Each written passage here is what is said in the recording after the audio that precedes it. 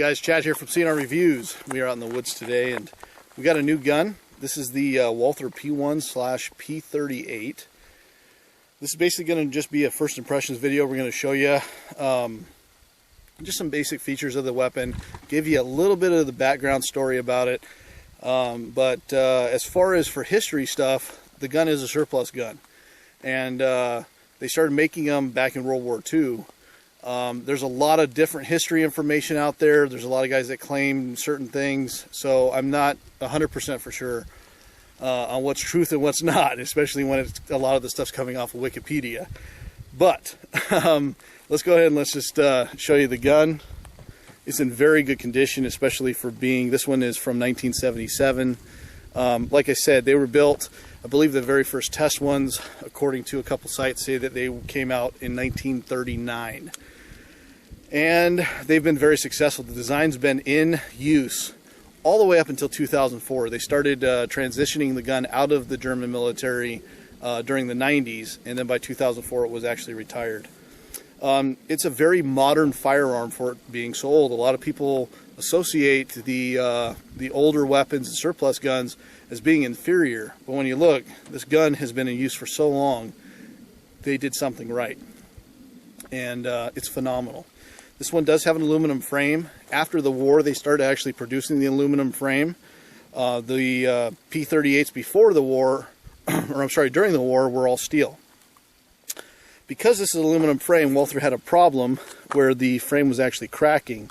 So what they did, they did a recall and they installed a hex bolt inside of the gun. And the hex bolt is right there. And you can still find them without it. There's still some that were never actually sent in for the recall. So my recommendation is make sure you get the one with the hex bolt if you can.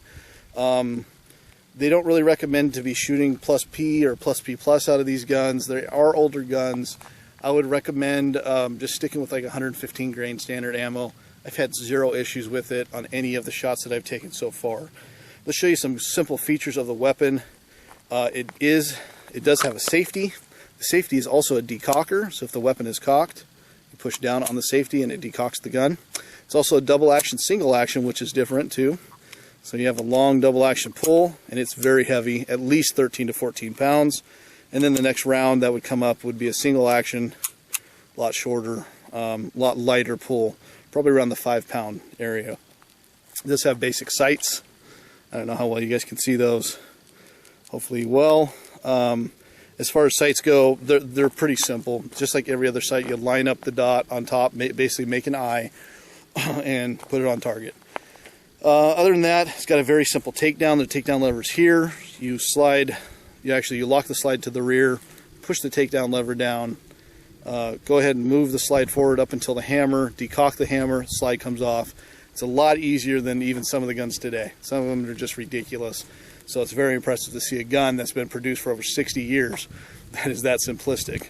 Other than that, guys, as far as the finish on a gun like this one's from 1977, like I said, but the finish is incredible. I'm very impressed. It's very clean.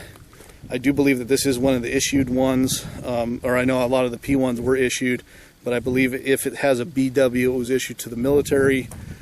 Other than that, very neat gun, and I really recommend you guys go check them out. I know they produced, there's been some figures saying that around 1 million guns have been produced of the P1s and P38s.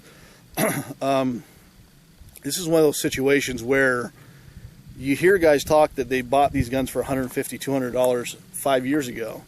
Today you can find them for around $300 to $350, which is what I paid for this at Cabela's. And it's not unheard of to find these guys for all the way up to $500 or more, depending on which one you're going. And if you get with an original steel frame version from World War II, I've seen those go up into the thousands. So this is one of those situations that the longer you wait, the more expensive they're going to get, harder they're going to be to find, and you're going to kick yourself when you can't get them anymore.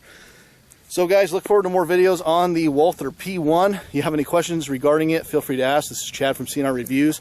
Hope everybody's doing well, and thank you so much for watching. Have a good day.